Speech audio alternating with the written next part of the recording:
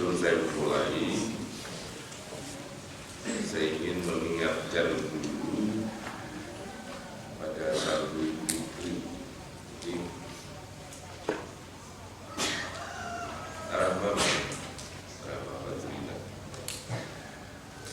kamu kalau olahraga lari itu yang dicari apanya?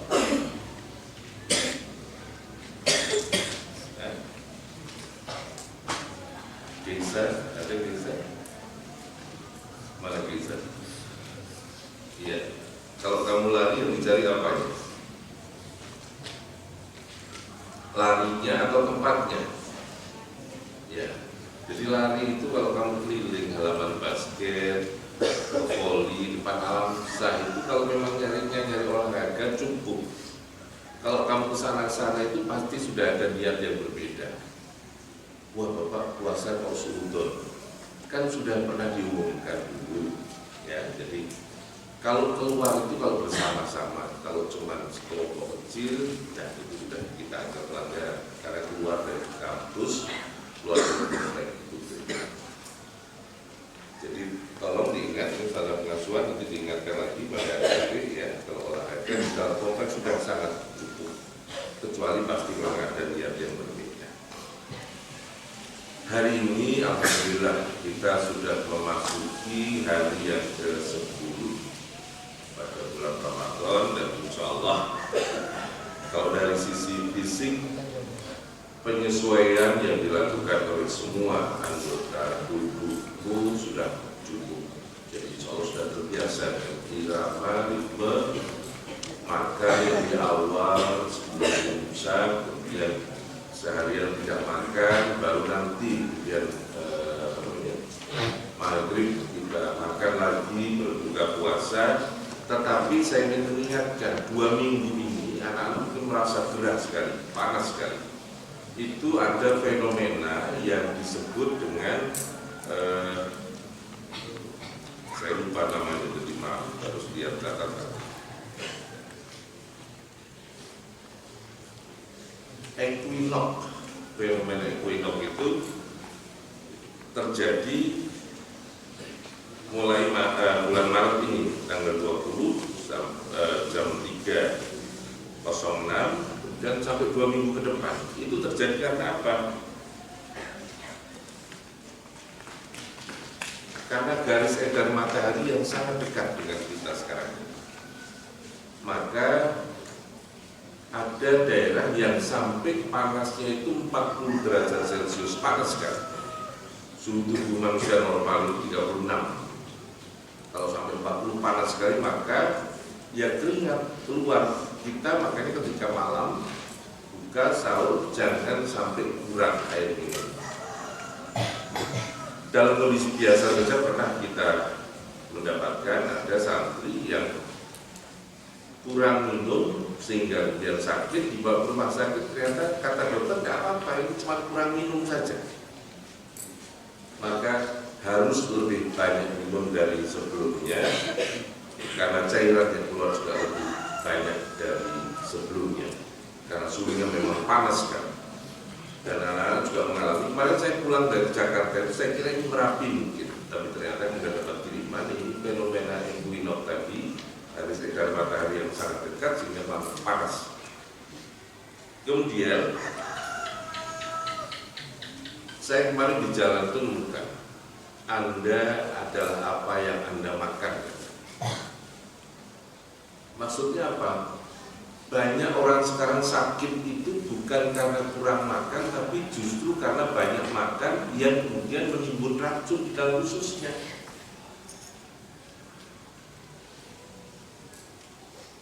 Ini kelas 1. Tahu nasi goreng? Apa ini? Enak apa tidak? Apalagi gorengnya ditambah terasi katanya, ditambah pete, enak sekali katanya yang suka pete. Tetapi yang banyak terjadi di Indonesia ini nasi goreng dijual malam hari. Ketika habis makan nasi goreng, kemudian yang lebih parah lagi, orang senangnya meminum itu minuman yang berasa dingin, es teh. Padahal yang diminum, yang dimakan minyak. sehingga begitu masuk ke dalam perut, kemudian dikasih es teh, beku minyaknya tadi, dan langsung dibawa tidur, tidak bergerak aktivitas olahraga. Maka nasi goreng itu kalau mau dan suka mestinya akan lebih sehat kalau dimakannya pada pagi hari atau siang hari, sehingga kemudian nanti kamu masih bergerak, bukan langsung tidur. Ada orang yang sekarang paling ditakuti itu kolesterol, kemudian asam urat, dan macam-macam. Lah alhamdulillah umat muslim ini ada 1 bulan dalam 1 tahun yang diberi kesempatan mengistirahatkan usus kita, sehingga insya Allah timbunan-timbunan lemak yang ada di badan kita itu akan terbuang dengan sendirinya. Karena apa? Karena tidak ada asupan yang dimasukkan, sementara usus akan terus bekerja. Walaupun beda kerjanya dengan tidak ada makanan masuk, tapi tadi tubuh kita juga butuh energi untuk bergerak, sehingga timbunan-timbunan lemak yang tersimpan, tersisa di dalam tubuh itu nanti kemudian habis terkikis, termakan untuk asupan tubuh kita. Jadi biasanya coba anak-anak nanti boleh menimbang. Ini sudah hari 10, tapi mestinya dari awal sebelum Ramadan timbang badan berapa, nanti setelah tanggal 1 Syawal itu berapa. Tapi biasanya yang terjadi, kita setelah 1 Syawal lupa. Ramadan tren kita pakem, makan tidak boleh karena ajaran agama. Tapi begitu Syawal, banyak makanan dihidangkan, apa saja masuk kembali, sehingga apa? Numpuk sampah lagi di dalam perut. Belum puas kalau di rumahnya tidak ada opor ayam dengan santan yang kental, kemudian makanan-makanan yang manis dan seterusnya. Maka anak-anak setelah dilatih berpuasa menahan, semoga Syawal kalau juga trennya masih cukup pakem, sehingga tubuhmu insya Allah akan tetap terjaga sehat. Bahkan Rasulullah pernah bersabda, kalau mau sehat berpuasa. Beliau mengajarkan ada puasa sunnah itu Senin dan Kamis minimal misalnya. Ternyata menurut penelitian, orang yang suka puasa Senin dan Kamis itu lebih sehat daripada orang yang memanjakan lidahnya, apa saja dimakan, tidak ada pantangan, tidak ada puasa. Kemudian orang sekarang itu lebih banyak mudah terserang penyakit karena apa? Fasilitas juga semakin nyaman. Ini kita merasa panas, tapi sudah teringatkan. Kalau dulu saya ingat, saya punya Mbak Buyut, Mbak Kholil itu, beliau itu senang ke sawah sambil ngawasi orang mencangkul. Beliau juga kadang-kadang ikut membantu mencangkul. Pagi berangkat itu belum sarapan, jam 9 dia kirim makanan ke sawah, dan makanannya itu favorit, menunya tidak berubah. Kalau dibayangkan sederhana sekali, nasi di kerawu itu apa ya? Kelapa diparut, dikasih garam, kemudian ditaruh di atasnya situ, lauknya gula merah. Kok bisa? Bisa, dan nikmat sekali. Kemudian minumnya itu teh panas. Setelah diminum sedikit-sedikit, beringat, itu dinikmati. Beliau sering bilang kemebiar katanya. Jadi olahraga yang mencangkul, kemudian beringat dipaksa keluar. Sehingga sampai beliau meninggal tahun usia 80-an, itu selalu sehat, dan ketika mau meninggal tidak ada sakit. Habis ke masjid mengimami sholat zuhur, pulang mau makan siang, dalam posisi duduk. Beliau bilang, aku tak makan pisang sih, mau makan pisang dulu, nasinya nanti. Makan pisang baru 2 gigit, tiba-tiba sudah blok gitu, tidak ada. Dokter kita panggil, kemudian dipanggil cermin, ditaruh di depan hidung, sudah tidak ada bunyi. Beliau sudah wafat. Mudah sekali dari posisi duduk. Bapak saya, Almarhum Kiai Hamam itu juga meninggal dalam posisi duduk, walaupun usianya masih muda. Tetapi kalau menurut analisa kedokteran, karena beliau jarang sekali tidur malam. Ada dulu banyak tokoh-tokoh gerakan pemuda, termasuk ada yang kamu mungkin kenal sekarang, masih Joko Karya, Ustadz Jazir. Dulu kalau malam Ahad, malam Jumat itu datang ke sini. Cak Nun, Email Najib itu juga begitu. teman-teman HMI, PII itu kalau malam Ahad, malam Jumat datang ke sini, begadang sampai pagi ngobrol dengan Kiai Hamam, paginya mereka istirahat, Kiai Hamam terus dengan kegiatan yang lain. Akhirnya apa? Yang saya ceritakan kemarin, ada organ tubuh kita yang namanya liver, hati itu hanya bisa bekerja ketika kita dalam kondisi tidur. Lagi Hamam karena dipaksa tidak tidur, tidak istirahat, akhirnya livernya yang kalah.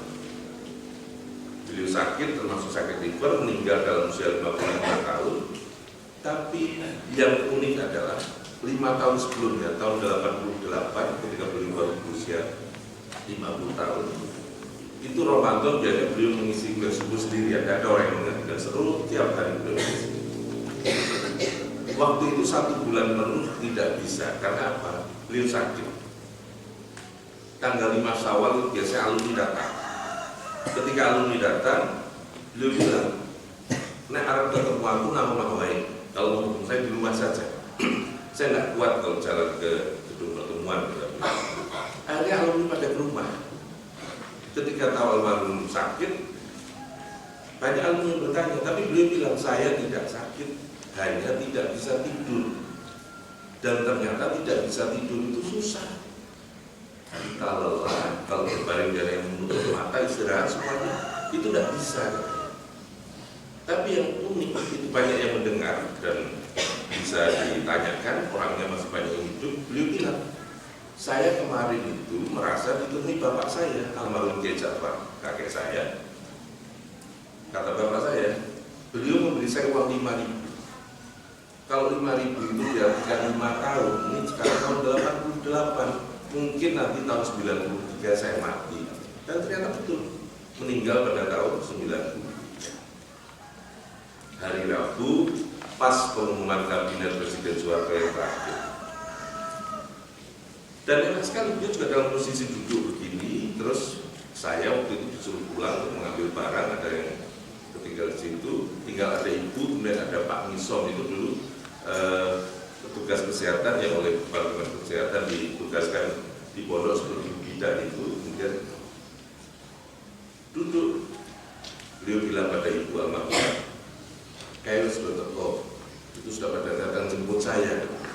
Terus minta maaf, kemudian beliau syahadat, zikir 5 kali begitu. Duduk juga sudah begitu, enggak ada. Tapi masih muda, 55 tahun, karena tadi livernya kan. Lah kita itu mudah-mudahan puasa ini di samping membentuk ketakwaan kita juga bisa membuat kita menjadi manusia yang sehat, karena racun-racun yang ada di tubuh kita terurai dengan kita berpuasa. Karena tadi saya bilang kalau nasi goreng dan itu penyakit. Dan sekarang itu orang jarang yang mau berkeringat. Begitu makan keringatan cari kipas. Kemarin saya ingat ketika Kak Adi wisuda di Malang itu, di Allah besar, itu semua orang berkipas-kipas begini karena sudah ada AC-nya, tapi kalau ribuan orang dalam satu ruangan panas. Ternyata orang tidak siap untuk berkeringat sekarang. Padahal keringat itu menyehatkan, insya Allah. Kemudian saya ingin juga ceritakan pada anak-anak. Di samping racun yang ada di tubuh kita, hati kita, orang bilang kalau hati yang sehat itu qalbun salim. Hati kita itu coba kamu menggambar, digambar, katanya bentuknya itu seperti daun warung gitu ya. Saya tidak tahu bentuknya kayak gimana, kalau bentuknya begitu, sebesar apa ya, sebesar gini kira-kira. Jadi kalau dalam satu halaman buku ini, kamu gambar cukup insya Allah.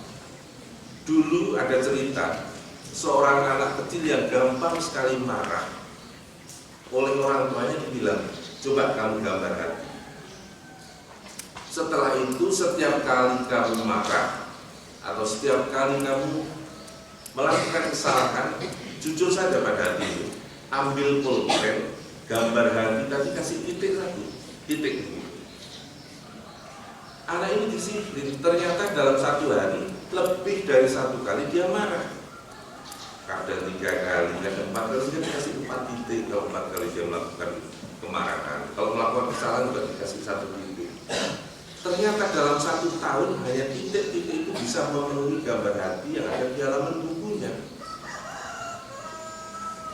Dan itu tidak bisa dihapus. 365 hari, kalau sehari 3 kali, berarti kali 3 perlu itu halaman hati yang ada, gambar hati yang ada di dalam bukunya itu perlu, kemudian tidak bisa dihapus sekarang dengan pulpen.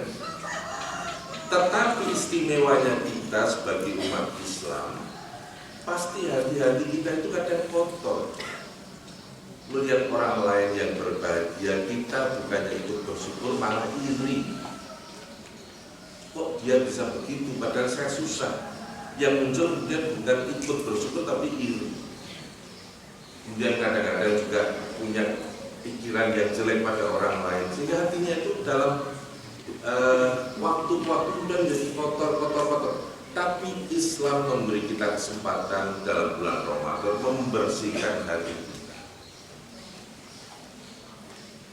sehingga kemudian insya Allah kalau ada orang yang mengistilahkan 1 Syawal itu Idul Fitri, kembali ke fitrah, insya Allah itu juga tidak salah. Karena dibersihkan dengan sekian banyak ibadah, amalan-amalan di bulan Ramadan, kemudian kita latihan untuk selalu berpikir positif, hati kita insya Allah akan bisa bersih. Dan kamu bisa melihat bahwa manusia yang hatinya bersih itu wajahnya juga akan cerah. Jadi kita betul-betul harus bersyukur agama memberi kesempatan kita untuk bersih-bersih, bukan hanya badan kita, tapi juga jiwa kita dan hati kita. Karena apa? Sebenarnya kunci bahagia itu menata hati. La in syakartum la azidannakum wa la in kafartum inna adabi lasyadid.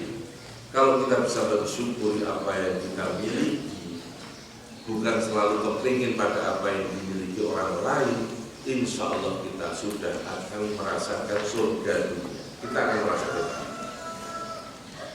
Karena sebetulnya apa yang kita kurang, tidak ada. Coba sekarang anak-anak mau makan, tidak ada yang berpikir saya akan makan apa, karena insya Allah semuanya sudah tersedia. Saya harus memakai baju apa, semuanya sudah punya baju. Jadi apalagi yang tidak disyukuri? Ketika COVID kemarin itu mengajarkan pada kita bahwa oksigen yang kita hirup setiap hari gratis. Coba itu berhidup di satu mata, mulut dan hidung, tidak kuat. Karena oksigen dibutuhkan untuk tubuh kita. 1 menit saja tidak kuat. Ini setiap saat semua orang ini bernafas, menghirup oksigen. Ketika COVID kemarin, kita susah bernafas karena ada saluran pernapasan yang tertutup. Kemudian kita mencari oksigen, rumah sakit akan dibantu dengan oksigen. Itu tabung yang paling kecil saja, harganya 750.000 normal. Tetapi ketika COVID, karena barangnya langka, yang paling kecil yang biasanya harganya 750.000 itu menjadi 2,5 juta. Itu saja susah dicari. Manusia membuat oksigen dipadatkan, mungkin dijual mahal. Allah memberi gratis.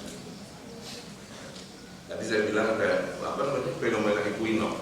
Coba kalau Allah misalnya karena jengkel pada kemungkaran manusia, oksigen, perintahkan malaikat cabut oksigen dari bumi 1 jam saja. Apa yang terjadi? Tidak hanya manusia, semua makhluk hidup mati. Maka kita harus bersyukur. Karena apalagi sebenarnya yang kita perlukan. Karena kamu harus pandai membedakan antara keinginan dan kebutuhan. Keinginan itu memang standar yang harus didapat manusia, kebutuhan itu standar yang harus didapat manusia, tapi keinginan itu nafsu yang berbicara. Maka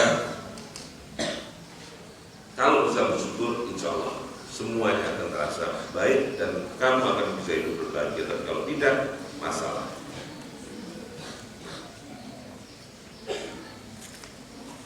Kemudian begini,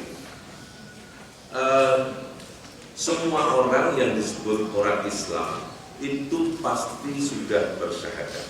Asyhadu an la ilaha illallah wa asyhadu anna Muhammadar Rasulullah. Saya ingin tanya, coba Ustaz saja yang saya mau tanya. Siapa ini? Yang baju hitam percaya sama Allah apa tidak? Yakin.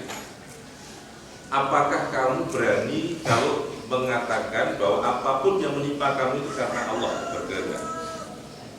Kalau ternyata yang kena pada kamu sesuatu yang kamu tidak suka, masih yakin bahwa itu karena Allah, bukan karena pokalmu sendiri.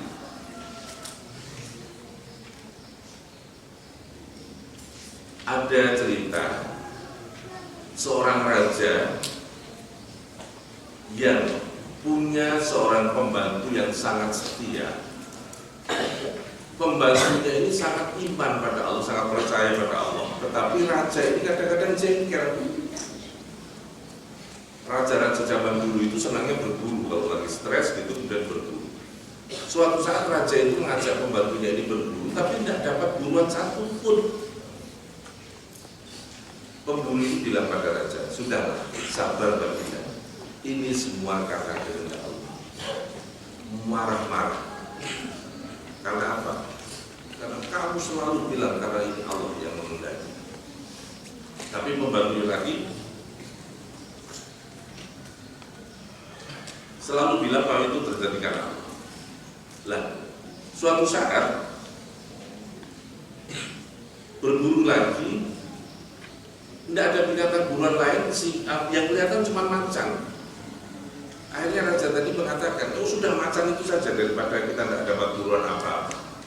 Akhirnya dipanah macan tadi, sudah sudah jatuh, masih hidup, raja berani mendekati. Ketika mau diikat oleh para pembantunya, raja terlalu dekat sehingga apa? Jarinya potong terputus satu kelingkingnya ini kan dicakar singa. Tadi kan cara macan tadi. Tapi pembantunya tadi bilang alhamdulillah baginda selamat, hanya jarinya saja yang putus. Marah besar. Wong saya luka begini kamu masih bilang alhamdulillah. Akhirnya sampai ke rumah, raja berobat. Begitu sembuh dia memerintahkan pembantu saya itu masukkan ke penjara. Akhirnya dimasukkan ke penjara dengan pembantu tadi. Raja sudah sembuh, berburu lagi. Ternyata kali ini raja membawa pasukan yang tidak banyak, pengawalnya sedikit karena yang mau berburu. Ternyata di tengah hutan ketemu dengan suku liar, suku primitif yang baru mencari korban. Ceritanya ada upacara yang harus mengorbankan manusia karena suku primitif tadi. Raja ditangkap, sudah dibawa pengawalnya lari semua sudah. Hanya raja saja yang ditangkap itu. Tapi begitu mau dikorbankan, salah satu dari suku primitif melihat, kelingkingnya tidak ada, ini manusia ini tidak sempurna, cacat dia, tidak bisa. Akhirnya raja dilepaskan. Selamat justru karena cacat, jarinya sudah dipatahkan oleh macan tadi. Akhirnya dia dilepaskan. Sampai di rumah dia merenung. Iya ya, ternyata kata pembantu saya memang benar. Ini karena Allah menyelamatkan saya. Coba saya masih utuh, jari saya tidak patah, pasti saya sudah dikorbankan oleh suku primitif tadi. Akhirnya apa? Dia mengeluarkan pembantunya dari penjara, berterima kasih. Pembantunya bilang, alhamdulillah saya tidak ikut baginda berburu karena saya di penjara. Kalau saya ikut pasti saya sudah mati dikorbankan suku primitif tadi. Kan gitu. Jadi kadang-kadang tidak kita ketahui ternyata Allah punya rencana yang jauh lebih baik. Tapi kita maunya kalau berdoa itu memaksa dengan keinginan kita. Padahal kadang-kadang yang paling tahu yang baik untuk kita itu bukan kita, tapi Allah Sang Maha Mengetahui. Jadi saya ingin mengajak anak-anak untuk selalu bersyukur pada apa yang kita miliki. Bayangkan anak-anak di Palestina seumur kami bukan hanya tidak punya rumah, kadang ada yang tidak punya orang tua. Saya dikirimi video tidak bisa bertikat nangis. Anak usia 3 tahun. Bapaknya sudah meninggal karena dibombardir Israel. Kemudian ketika dia ditanya, dia ulang tahun, ada dari Palang Merah Internasional datang ke situ membantu dia selamat. Kemudian ketika dia ulang tahun, dia ditanya, apa yang paling kamu inginkan? Saya ingin ayah saya kembali. Padahal bapaknya sudah meninggal. Jadi kamu harus bersyukur bahwa apapun yang terjadi sekarang kamu masih tidak perlu khawatir pada apa yang akan kamu pakai, karena pakaian insya Allah sudah lengkap. tidak perlu khawatir pada apa yang akan kamu makan, karena insya Allah makanan juga sudah tersedia. Tinggal bagaimana mengisi hari-hari kita itu terus berlatih supaya kita menjadi hamba Allah yang lebih baik dan lebih baik lagi dari waktu ke waktu. Ini saja, mudah-mudahan ada manfaatnya, dan selamat memasuki hari ke-10 pada bulan Ramadan tahun ini. Sudah sepertiga kita masuki, tinggal 2/3 lagi, dan tetap jaga kesehatan. Karena tadi saya bilang ini panasnya luar biasa, jangan kurang minum, tapi juga di waktu yang diperbolehkan. Jangan minum siang, panas sekali, saya harus sekali dan minum, karena memang tidak boleh, karena ini bulan Ramadan. Mudah-mudahan Allah memberi kita umur panjang manfaat, sehat lahir batin, dan anak-anak yang berulangan mengikuti fokus untuk belajar, sehingga semuanya nanti semoga menjadi waladun salih salihah yang alim dan bermanfaat untuk masyarakat dimanapun kamu berada. Billahi taufiq wal hidayah. Assalamualaikum.